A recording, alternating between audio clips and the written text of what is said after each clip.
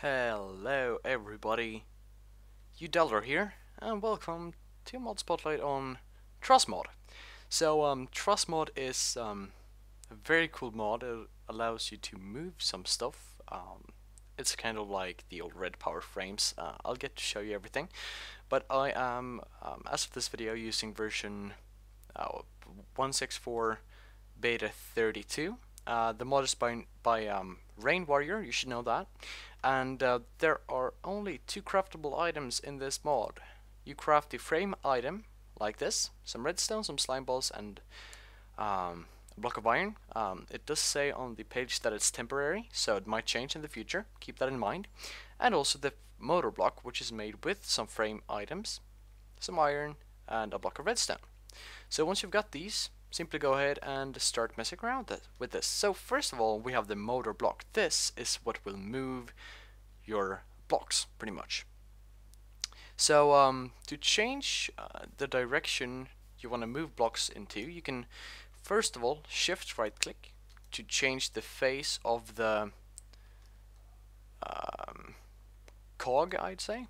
So we can move it we can set it like this. Just shift right click and you'll set the side.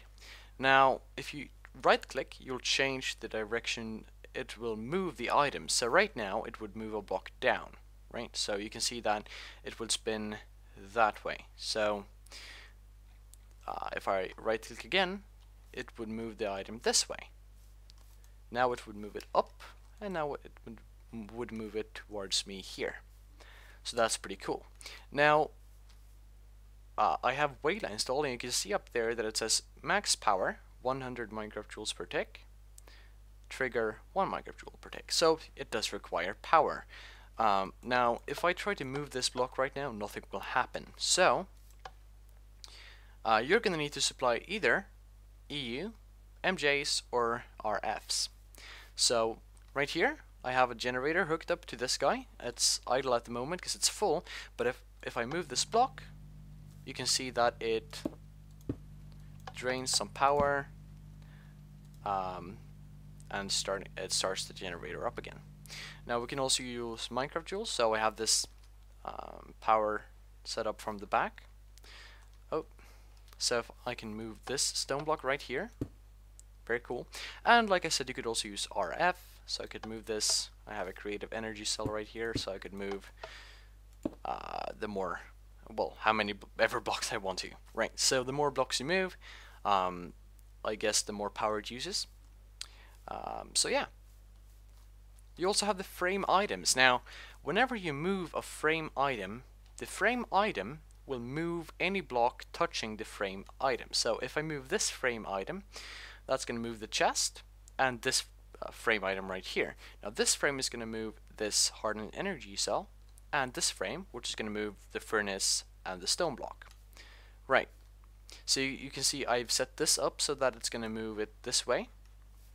And in this chest I've got 64 diamond blocks. I've got this much RF. And in this furnace I'm just going to start smelting some iron. Now what is cool about this is it doesn't stop ticking when you move it. So I can move it and the furnace is still open. It's pretty damn cool. So to demonstrate, I'm going to move this back. That's a bug. It's a beta, so keep that in mind. But all these bugs will probably be fixed. But let's get a repeater real quick. I'd like to show you this. If I put a repeater down, set it to about that much, tick open the okay, that was a bit too slow, but you can see that the interface stayed open while moving. Now, if you remember the old RedPower frames, this did not happen. So, pretty much everything happens while you move it. So this keeps smelting. It doesn't reset or anything. It keeps smelting. It ticks normally when it gets moved. So that's one pretty cool thing with these frames, right?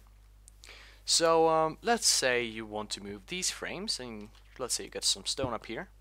You want to move this, but you have some stone in the way over here. So if I try to move this right now, nothing will happen because this frame over here is trying to move this stone block forward. Now this stone block is in the way, therefore it's not going to move.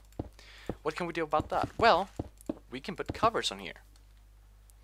Now this works with both Imibis microblocks and Forge microblocks, so I could take these diamond covers if I wanted to, and if I had Imibis installed I would be able to use those as well. So let's go ahead and just place these here. It's a bit tricky at the moment, but if I place these covers like this, place the stone back, right? Now if I try to move this at the moment, it will move without any problems. This stone won't get moved, so the covers are blocking the connection between the frame and the stone. So I can move this without any problems. Now if I put a frame here, it won't move, of course, because now it's trying to move the stone block, which is in the way. But if I break this frame right here, it's a bit tricky to open the well, to break the frames, but then it works. So you can cover stuff up like in like you used to in RedPower 2, so it's very cool. Now one thing that I like a lot, the last thing I'm going to show you, is you can move multi-blocks, right? So in the config file you can go ahead and specify a multi-block. So I named it Railcraft Tank. There's a tutorial on the wiki page of this mod on Minecraft forums, how do you do it, but basically you specify all the different IDs of the items in the multi-block. So I'd specify, if you look up at Wayla, I'd specify 452:0, 252:1, and 252:2, because those are the only item, the only blocks that I want to move, right? So now I could, move this that way. It's going to move the whole multi-block, and now I can fill it up with some water if I get a bucket. Let's go ahead and fill this up with a lot of water. There you go, updates there, and I can move it this way again 2 times if I want to, and the water is still here. So it's a very cool feature. So you could set up pretty much any multi-blocks you'd want to. Probably the forestry farms, and you've got some more multi-blocks, probably some Greg tick machines maybe, and all of those things you'd be able to move. Blast furnaces, if you set up the IDs and stuff correctly. So that's pretty cool. Now of course this is just touching the very surface of what you can do with this mod. You could build huge mining machines or anything like that, but this is just a tutorial how to get started. A mod spotlight real quick, a real quick one, that is, like I said, like 2 times now, but it's very cool. So go ahead and go to the forum post, download the mod, check it out, leave a RainWarrior some feedback. It's a really cool mod, and he really deserves it. So thank you guys for watching, hope you enjoyed the video. Please leave a like, follow me on Twitter, subscribe to the channel, follow me on Google+, all that stuff, so you'll be able to see when I post more mod spotlights, tutorials, like that. So thanks for watching, and I'll see you guys in the next video. Bye bye.